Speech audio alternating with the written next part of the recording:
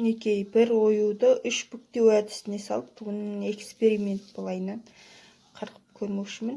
Бірінші бүктеу әдісі мынадай 5 бұрышты ою шығатындай бүктеу әдісі. Бұныкі жаңадай бұрышына қарай сындырып, бұлайынан сындырып, бұлай жеткізіп сындырып, біреуін астына салып деген осы әдіспен 5 бұрышты оюдарды қиюға арналған әдіспен. Екіншісі әдеттегідей шаршы.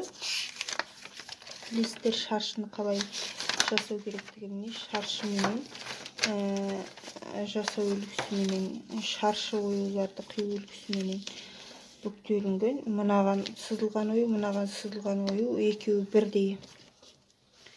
Неке қарап тұрсаңыздар, қазір фломастермен тағы да көрсетем.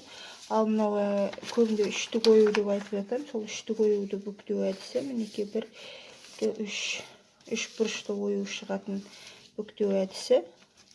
Осы 3 әдіспенен бір оюды сызып, 3 түрлі әдіспен бүктелген қағазға бір оюды сызып, қандай оюлар шығатынын тамашалайық. Ал кеттік ендеше.